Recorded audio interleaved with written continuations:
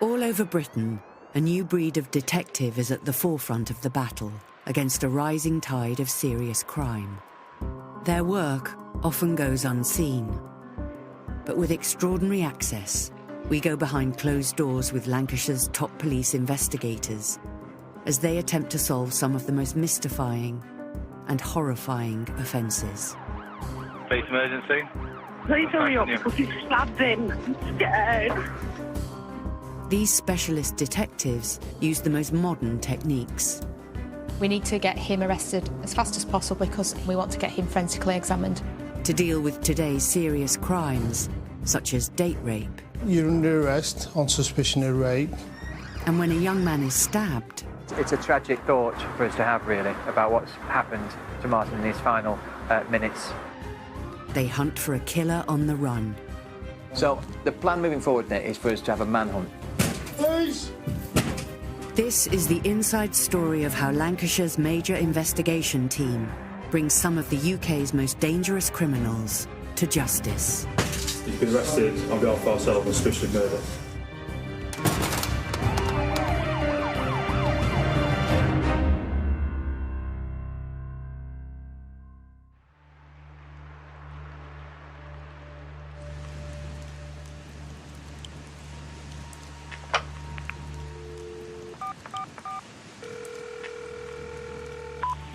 Police emergency. What's your emergency caller?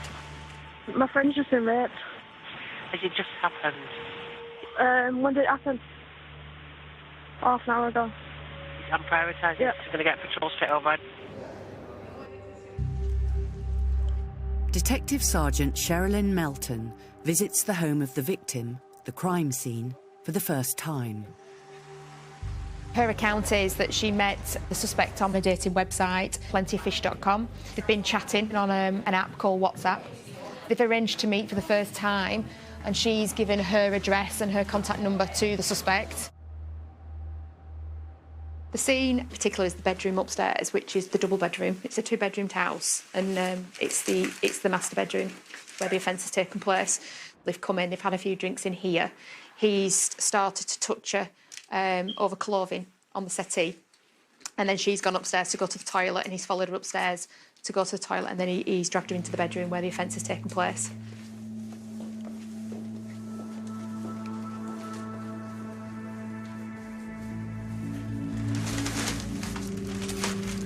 One of the reasons why we're seizing this bedding is because we will be making an arrest, and he may deny that he's actually even been in the bedroom. So forensically, we need to link him into this scene.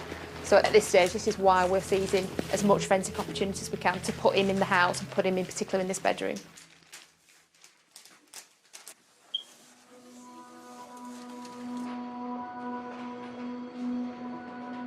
The victim has been to the hospital where she's been forensically examined. She's described that she's been anally and vaginally raped, so it's key that we get her to the hospital and examined, which we have done. And we are currently, as we speak, obtaining her evidence by way of interview. That's so we're able to get a very detailed account of what's happened to her last night. We were just talking, and then all of a sudden he grabbed me and he just started kissing me, but he was being nice about it at first.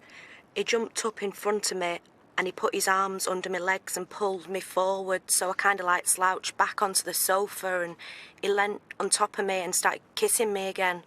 I said, you know, you've got the wrong impression of me. I said, I don't want anything to happen. He'd pushed my face into him and he was kissing me again, and he's strong, he was so strong. The victim's been telling him no, but he's continued to forcibly rape the victim, despite her pleading for him to stop and crying. She's managed to get out of the bedroom and go downstairs. She's obviously frightened, but she's managed to get him to leave the address, to which he has done, and basically made some comments to her same time next week and slammed the door. The fact that the suspect is still on the loose means he could return and strike again. It makes you panic, especially when you've got a child here with you and you're on your own. And you feel vulnerable anyway, obviously, after what's just happened. You don't feel strong anymore. You don't feel like you can protect your child anymore.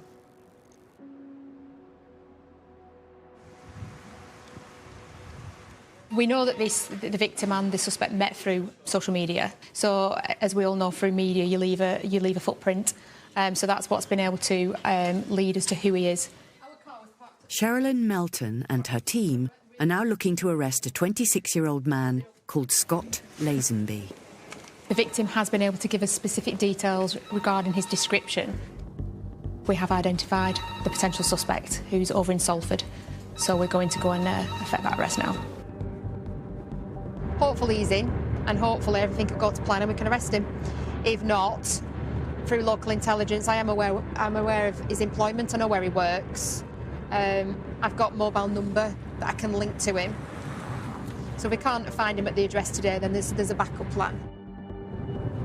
Where's the entrance into it? Doesn't make it easy with being in an apartment, does it? It's going to be the 8th floor.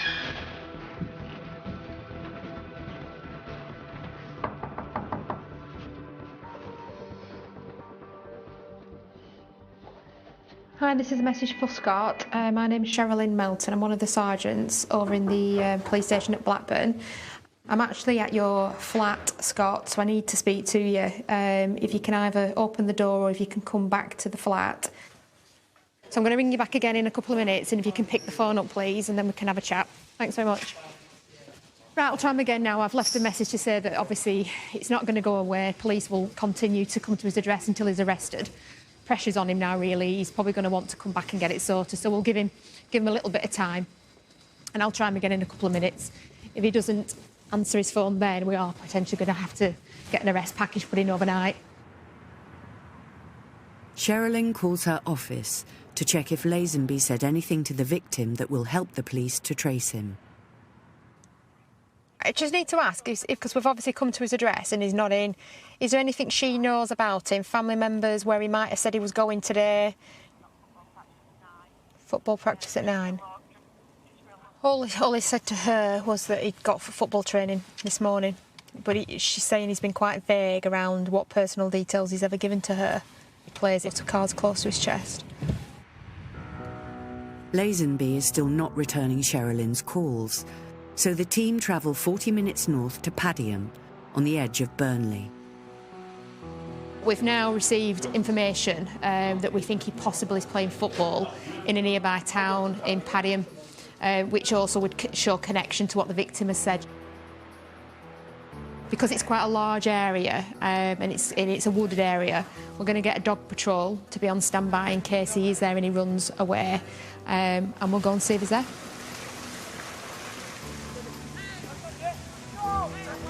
Because he's not going to suddenly just run off the pitch, is he? He's playing a football match. You'd hope not. We're after a lad called Scott Lazenby. You know he's here tonight? No, I've never even heard of him. He's got like quite sticky out ears. So, no. Ultimately, what we've got to do is we've got to find him, haven't we? At the end of the day, it's a rapist at large, isn't it? Although he's not at the football ground, Sherilyn does get some positive news. The suspect, Scott Lazenby, has returned her call. I do need to speak to you urgently at the police station. What's going to happen until I do come face to face with you? There's patrols going to be looking for you all night.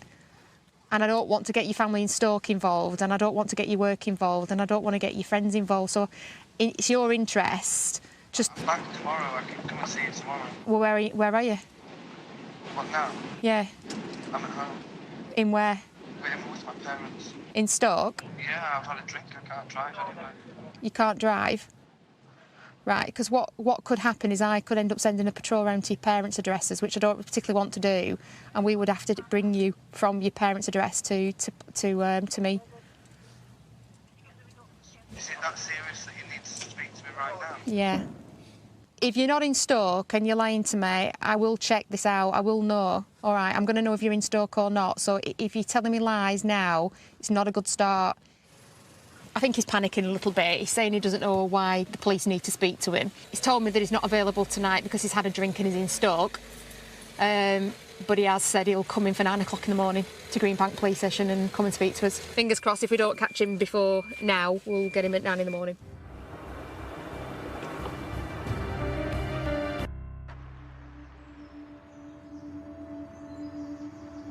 Blackburn, Lancashire. Detective Sergeant Sherilyn Melton and her team are investigating an allegation that a young mother was raped in her own home by a man she met on a dating website. He'd used his right hand and he'd actually started to put it behind my head. He were pulling on my hair and he kind of locked my neck. My head backwards, my neck were locked. He'd managed to take my clothes off. And in just a second, I just felt this horrible pain just go straight through my body and my head kind of like went up to the wall. He'd pushed me up that far. And I just screamed and screamed, and every time I shouted no, it just got louder and louder and louder. The suspect, Scott Lazenby, is expected to hand himself in to be questioned. Hi, it's Sherilyn upstairs in PPU. I'm expecting a Scott Lazenby to arrive at 9 o'clock. Although he doesn't know why he's been asked to come in, Lazenby has brought a lawyer. Is that the solicitor for Scott? Yeah. He's never at any point been told he's been arrested, has he?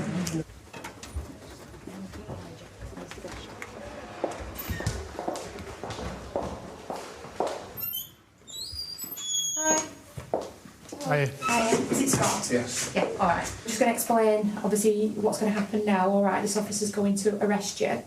Scott, you're under arrest on suspicion of rape. You do not have to say anything, but it may harm your defence if you do not mention when questioned something which you later align in court. I'm not going to ask you any questions now, OK?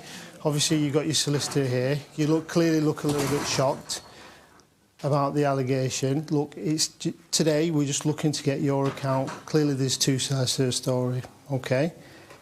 Right, OK. I've never met you before, OK?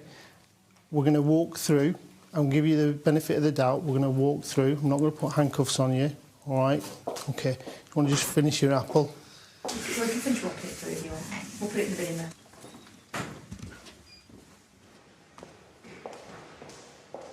Sergeant, this gentleman's been arrested in an allegation of rape.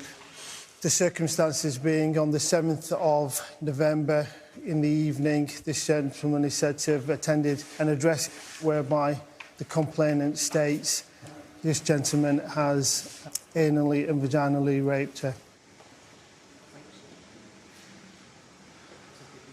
I'm ringing just to update you, as I said I would yesterday. Scott's been arrested.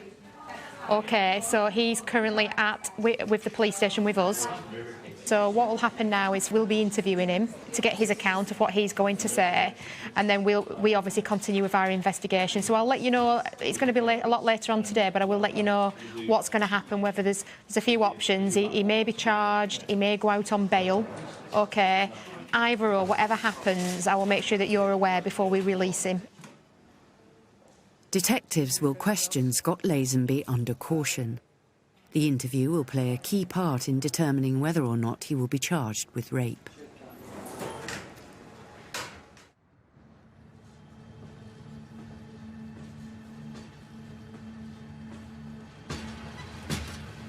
"25 miles away, in Blackpool, police respond to an urgent call. Can you attend Central Drive, please? We've got a stab in there at the moment. A man has collapsed outside a flat near the town centre. A witness is saying that this male has been thrown out of the flat, so it's possible that the offender's still in there. Observe stay safe principles in case a weapon is involved. The victims rushed to hospital in critical condition, suffering with multiple stab wounds. Tragically, he did not survive the night.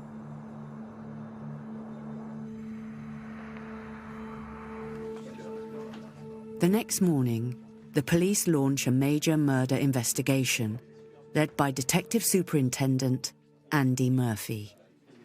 3 stab wounds to the left thigh/hip, so the front of his body, okay, and 1 stab wound to the rear left shoulder. The suggestion at the moment is that the wound to the thigh has gone through an artery, and that was subsequently killed. This is a really horrific murder of a man who we believe is about 30 years of age, who's called Marcin Pawlal. The victim, Marcin Pawlal, was from Poland. Detectives questioned the people who were in the flat with him that night to find out who he was and what happened. The only one who has spoken basically explains how our deceased has come up from Yorkshire to spend Christmas with these people here in Blackpool because his friends down in Yorkshire have gone away and he's arrived on the train this afternoon. Okay. And they all know each other because they live in or grew up in a Polish village together. But otherwise, there's no connection to Blackpool from Marcin here, other than these pals that he's got. No, it's got 2 next of kin, a mother and a sister in Poland. Okay. And we're in the process of contacting family, and that's where we're up to currently. We've arrested people. What the difficulties will be to identify who's caused the injuries to Marcin and why. Although police believe they have arrested everyone who was in the flat, the investigation is far from straightforward. All our witnesses are Polish males, all of which speak very little English. We know that most of them were drinking on the night in question, so the value of their evidence, first of all, is impaired through that intoxication. And in addition to that, the fact that there's a language barrier, it becomes particularly demanding. Despite these difficulties, the team have discovered there was an argument between Marcin and a mysterious 6th man. As a result of interviewing the initial individuals who were arrested, we now think that Marcin, our victim, left the flat as a result of a dispute.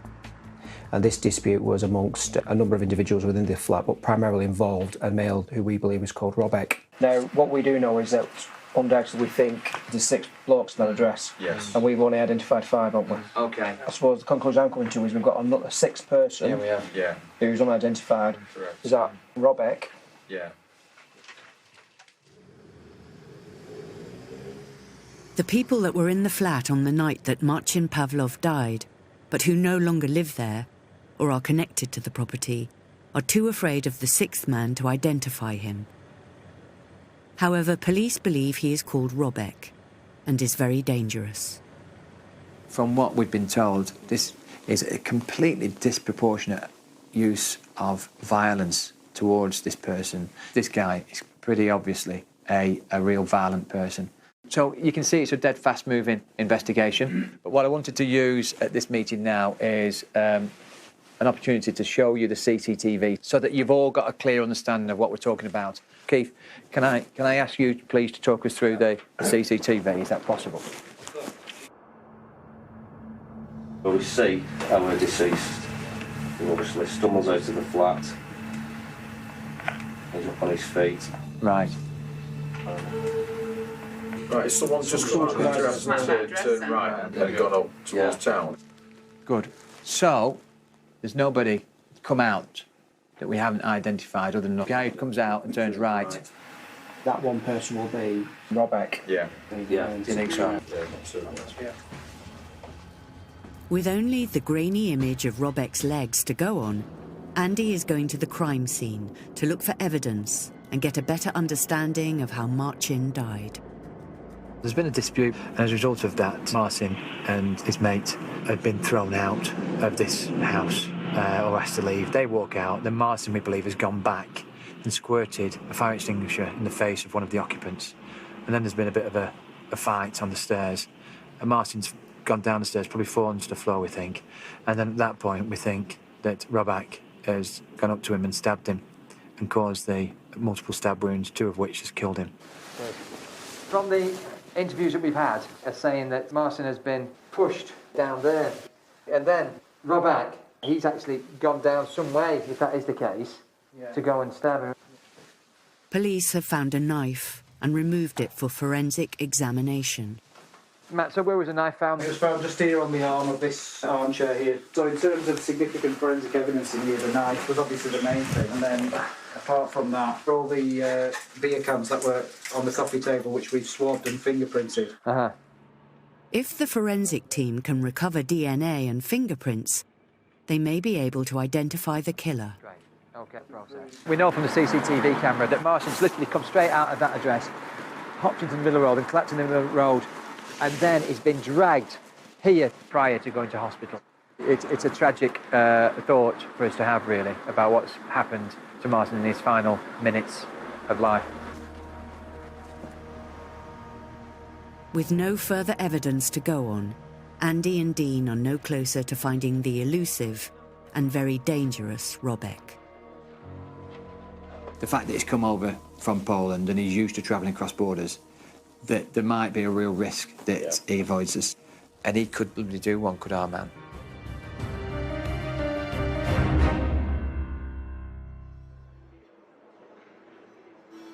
Blackburn, Lancashire. DS Sherilyn Melton is investigating a date rape allegation. Before questioning the suspect, detectives must be sure of the victim's account. I just kept saying, Scott, just stop it, just stop. I said, just no. And he wouldn't let go of me. He did it for a good few minutes, and then all of a sudden, I don't know where I got it from, I just screamed really loudly. I just screamed, I just shouted. I don't even know what it was I said. I don't know if it would get off me or what. I just screamed really loudly. So he jumped back, and he just kept saying, stop crying, just hug me. I'm sorry, just hug me. I'll make it better to you. But whilst he were doing it, he were laying on top of me, and his head was here and whispering it, but he was touching himself. But he was talking to me and saying, come on, let's try it again. I won't hurt you this time. Come on, don't spoil it. I just said, get out of my house. I said, you just need to go. Now, Detective Constable Ifti Ali will question the suspect, Scott Lazenby, and look for inconsistencies in his version of events. If we can get quite a good detailed account from him, if we do that now, then at some stage later on down the line, deviating from that account will show that he's got the propensity to have maybe have lied to us on his first account. I've driven over there, I've got there around 8 p.m.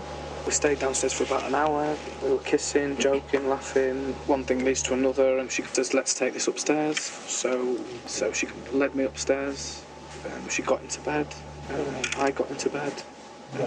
We started kissing, cuddling, taking clothes off.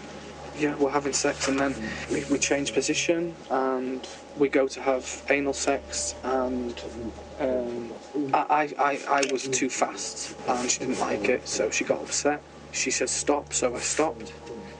We stop, we talk. At this point, she's quite upset, and I'm saying, just calm down. I'm sorry, I didn't mean to be so forceful in that sense.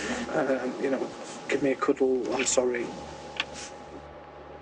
Unfortunately, with a lot of serious sexual cases, it tends to be just two people involved, and it's done in a private location. It's done away from anybody else. It's really difficult because there only is the two people there, and ultimately it's only those two people that know, what the truth is.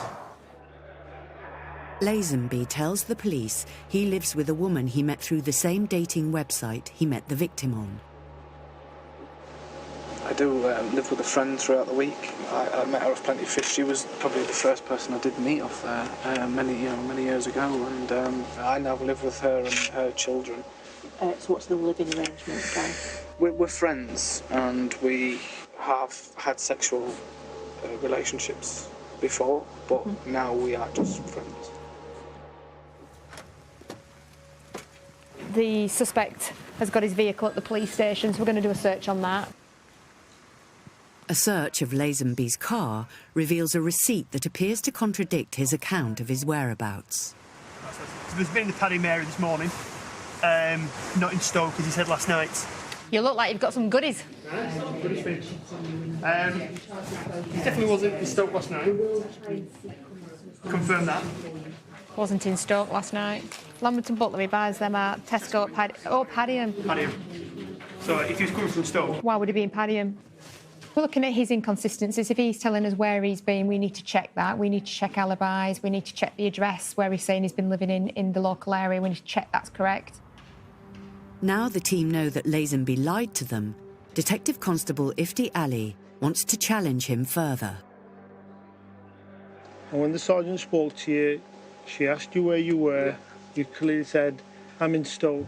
First you said, yeah, I'm at my parents'. Then you said, no, I'm not at my parents'. I'm in Stoke, but I'm not at my parents'. So, you know, there's a couple of lies there straight away. There is, and it's not the fact that I lied intentionally or anything like that. It's just the fact that I was really scared, you know, and I didn't understand what you were calling me for. I didn't realise it was so serious. Lied about something that is quite key, so that clearly shows us or gives us the view that you've got the propensity to lie. Yes.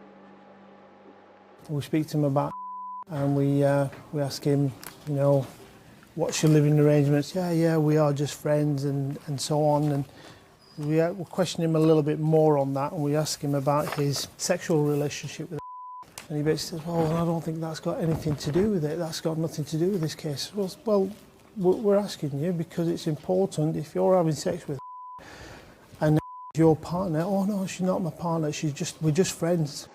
He's going to be asked about your relationship, what it is. I just don't understand why this is, you know, this is relevant. You're shaking your head from side to side. This is clearly distressing you. We just like to know the truth. I've not lied to you about this, you know. You are still in a sexual relationship with... I just, honestly, I'm not... It's a simple question. I'm not lying about what happened on that night. You know? Okay, are you still in a sexual relationship with... Yes. So why did you lie to us? Well, I just didn't feel it was relevant. What's your relationship? Well, we have quite an open relationship. So we lied on the first interview. Yeah. Panic mode starts to set in a little bit more. Well, no, we are in an open relationship, but she's not going to kind of see it like an open relationship. The team are suspicious of Lazenby's account, but frustratingly for them, they don't at this stage have enough evidence to charge.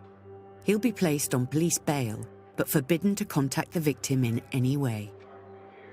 Those conditions are there to protect the victim in this case.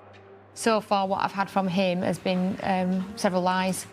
So he question mark a lot of what he's saying. Is it the truth or not?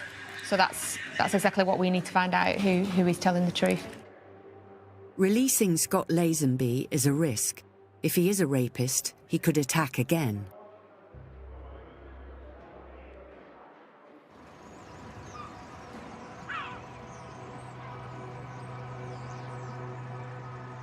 In Blackpool, detectives investigating the death of Marcin Pawlowski want to trace a Polish man called Robek. But they've now learned that their suspect also uses the name Sebastian. The key line for us is to get hold of Sebastian, who was originally referred to as Robek. And you know what makes me even more concerned is the fact that the suspects that we've currently got in custody are all really worried about telling us about this individual. So that it demonstrates some real fear within that group. 2 witnesses say that he's responsible for the murder of Marcin. This guy's obviously deadly violent. So the plan moving forward, Nick, is for us to have a manhunt with regard to Rob, whatever you call him, Sebastian. Yeah. OK. Nick, if you can get him... I'll do my best. Yeah, that would be great. OK, thanks, everyone.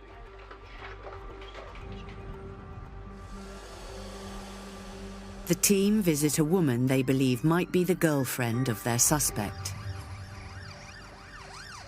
We need some more details about him, really. No one seems to be giving us any, but she's not giving us enough details. There's no suggestion that the woman has done anything wrong, but detectives keep her under surveillance and track the calls on her mobile phone. To compound the team's frustration, the only image of the suspect that they have is of his feet leaving the crime scene. But the detectives have been piecing together a CCTV trail to establish his movements after the stabbing. One of the witnesses on an interview, he basically puts himself in company with the offender post-incident and going to a brothel on Cookson Street. So with getting that brothel identified, it's then allowed us or given us another CCTV opportunity. So this links into the CCTV image here, and what the police inquiry says, this individual here is that male there. And there's another new lead. An associate of Sebastian has told the police that he is a member of a local gym. He said that he hasn't seen him for 2 months. He'd occasionally bump into him either at the gym or just out on the street and they'd have a beer with him. We now know from a witness that he attended a local gym. We've had inquiries at that gym and we've recovered a membership card. So we're quite satisfied now that the individual called Robek has been going by the name of Wojciech Sabic. The police have also recovered the application form for the gym membership. Fingerprints from that application form match fingerprints within the scene, particularly on beer cans that we think the male known as Robek was handling. So now there's a clear link between Robek being the same person, or at least a person who uses the details of Wojciech Sabic. Police now have a third alias for Marcin's killer. It's becoming clear that they're dealing with a criminal who is used to deliberately covering his tracks. In addition to this, undercover officers have had a tip-off about a person who may have assisted the killer in escaping. We're just going now to an address to effect the arrest of a gentleman who we believe has assisted the offender in leaving the country. Hello, it's the police. Can you open up?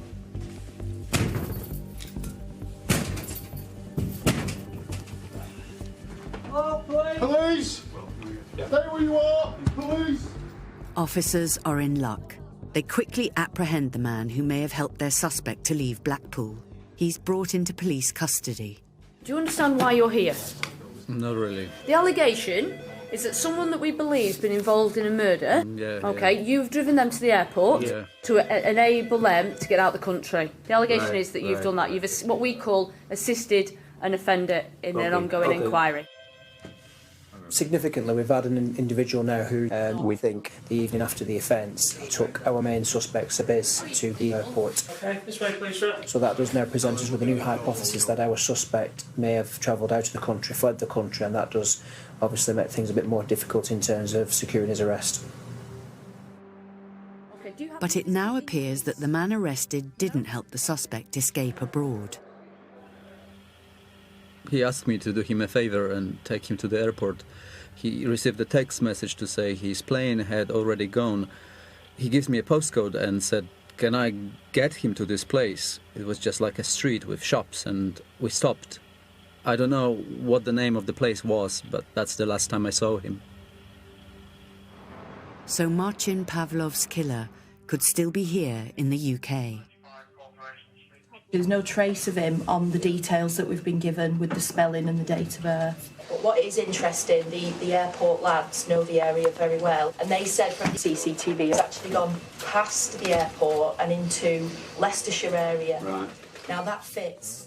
Further checks on the mobile phone of the suspect's girlfriend appear to show calls to a number in Leicestershire. Convinced he has got a flight then. At the risk of putting all her eggs in one basket, it looks like she's suddenly in contact with someone down there, so I'm quite enthusiastic about that, really.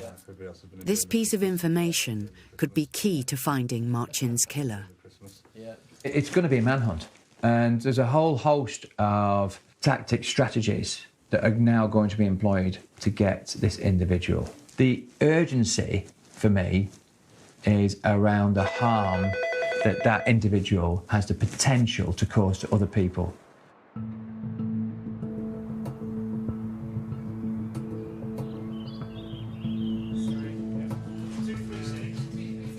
Sherilyn Melton is investigating the rape of a young mother. She had to release the suspect Scott Lazenby on bail. She's concerned that if guilty, he could re-offend. But news from colleagues in Greater Manchester Police could be the breakthrough her team needs. He committed a very, very similar offence on the 3rd of November. He's committed something very, very similar to another female who's aged about the same, who also has a young child, so it looks like he's preying on sort of these vulnerable females. Again, through Plenty of Fish, he's contacted her, built up a relationship, and then she's invited him around to his address, where then he sexually assaulted her. Even though she's got an 8-month child on her lap, basically puts his hand into her top and touches her breast under her bra. So at that point, she's told him to get out. She's still holding the baby at the time, which is even more worrying. She's told him to get out. She's walked to the front door, opened the door, turned around to tell him to get out again, and he'd actually got his penis out in his hand and he's masturbating on her settee. He's denied it. He said there was no sexual contact whatsoever. But interestingly, if he was meant to be meeting this female to build a relationship up, he was only there for a matter of minutes before she told him to get out. This person has committed almost an identical offence. His MO is exactly the same. He's met online, he's gone round to a female's house. Both females in this instance had children. These two women don't know each other, so what are the chances in a 5-day period, two women who don't know each other being exploited in their own home? OK, John, so in relation to suspect, he's due back on police bail on the 8th of February. So, from my understanding, we're pretty much file ready now to go to see the Crown prosecution. There's two offences here committed within 5 days of each other, of somebody that's already said on interview he's already met at least 30 to 40 women online. So it is concerning. I do want to expedite it. I do want to get this guy back on bail on the 8th of February, and I'm hoping that I'm going to be in a position on the 8th of February where we're going to be charging and getting the right result for the victim in this case.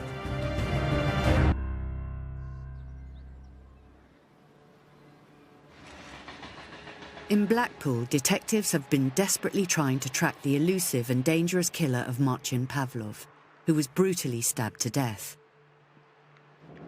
The team understands that their suspect, Sobish, goes by a number of different fake names. They have been tracking calls on his girlfriend's phone and now have a list of addresses they need to check in Leicestershire.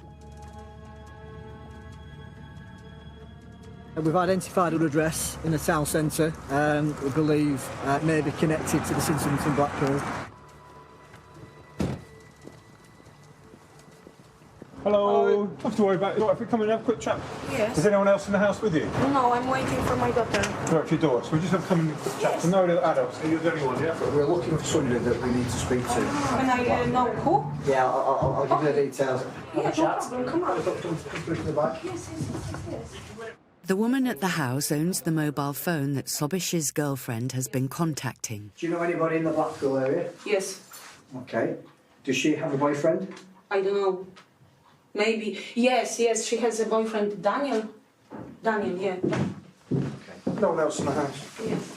Right, okay. Let's have a chat. The fact that she knows the suspect as Daniel becomes a key clue for the police. The suspect has been using a variety of aliases, but Interpol have finally confirmed his true identity, Daniel Sobish, and he is well known to them. The information we've had via Interpol from the Polish authorities is confirmation now of the actual identity of our suspect, and we've done that by providing them with the fingerprints from the scene, the fingerprints from the application form on the gym.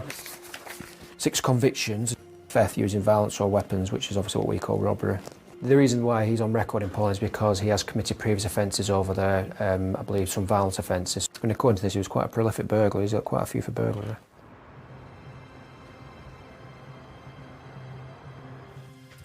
The team hope they can find their suspect by continuing to monitor the phone belonging to his girlfriend. This is her incoming data. So these are all the numbers and texts that have rung into her phone. Once we identified a mobile phone that he was utilising, we do a lot of inquiries around the telephony to try and locate where that phone might be operating from. 15 undercover officers are now assigned to various addresses in Leicestershire to try and close the net on Sobish. Yeah, 2 more people have just entered that premises. Stocky male with a bald head and an older male. Steve, just a quick one, a heads up. We might have an address for our suspect in Loughborough that we might be able to connect him to. Girlfriend is now in communication with a mobile phone which subscribes to an address in Loughborough. I don't want to just go and knock on the door and miss him. I'd rather give ourselves an opportunity to see if there's some comings and goings and either, confirm if he's knocking about, then run to starter's orders, really. Do you speak English? The Loughborough connection is a dead end. There's no sign of Sobish there.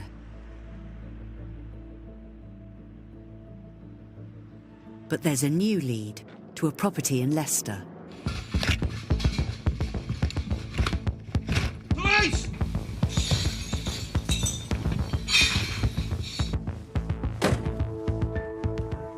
After a 4-week search for Marcin's elusive killer, involving a series of raids on numerous addresses, officers believe they have finally got their man. Ready to bring him through? Yeah, whenever you are. Okay.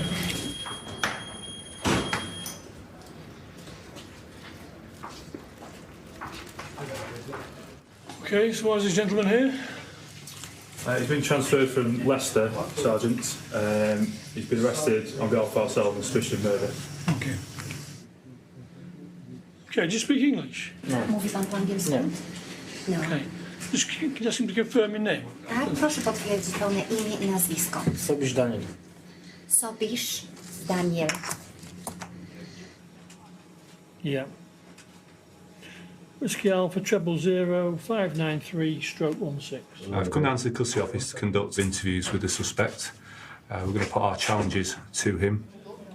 And once we've done that, we'll make a decision whether we go to CPS or whether we need to come back and do further interviews. Have you booked us outside? Yeah.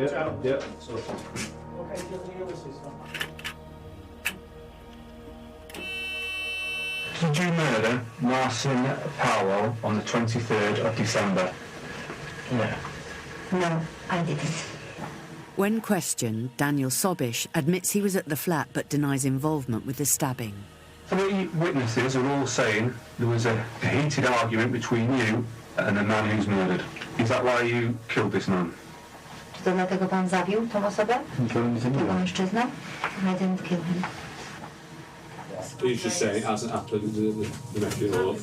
And he's just kept stum about everybody, and he's not known that they've turned on him. Right. And they breached the code. So he's a little bit pissed off, to say the least. Despite Sobish's denials, detectives are confident about the case against him. A witness has made a statement saying that Sobish spoke to him after the stabbing. Tony, do you want to give us the headlines? He says that he sits next to him and he says, I've killed a man, or I think I've killed a man.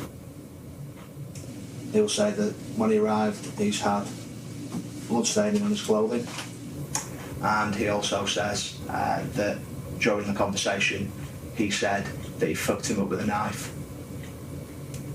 And he says the knife went in like butter. Well, the significant thing for me is that line. I've fucked him up with a knife, which is quite damning, I think. Yeah. We'll go to CPS. I don't think there's any reason to sort of hang around now. In order to charge Sobish, the police must get authorisation from the Crown Prosecution Service. Okay, no worries. Within hours, the available evidence has been reviewed and a decision made. Okay, thanks, Julie. Cheers. Bye now. Right, they've authorised charge of murder. Good work, mate. Brilliant. Right, I'll put the charges in there. Right, could you do with trying to get the family notified? Right, okay. Right, I'll get the charges put in. Okay. We're absolutely overjoyed to have located this individual. The real value, when I think we sit back as police officers and think, okay, why do we feel good about this? It's because we feel that we've delivered something to the victim to ensure that he actually receives some justice. Right, Daniel. Okay, the charge is a charge of murder, and that is on the 23rd of December 2015 at Blackpool, murdered Marcin Pavlov, which is contrary to common law. I kind of looked at him and we had him kind of like built up on a pedestal, you know, a bit of a bodybuilder type and a real kind of like danger and threat to the public. And yeah, that's definitely was the case. But in custody, it looked like he was a defeated man. It was almost as if, you know, it was just kind of like game over for him.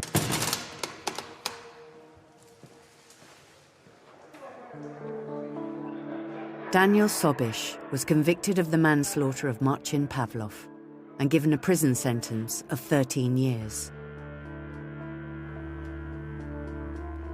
In Blackburn, Scott Lazenby has been brought into the police station to be charged with sexual assault.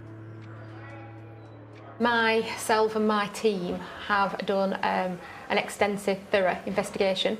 I suppose on the day it's going to come down to those 12 jury members, but I'm confident in my ability, my team's ability, that we've put forward a strong case. After a 4-day trial, Lazenby was convicted of the rape and sexual assault of 2 women. He was jailed for 7 years and prohibited from using dating websites for 13 years. As soon as she said to me he's been found guilty, I could breathe.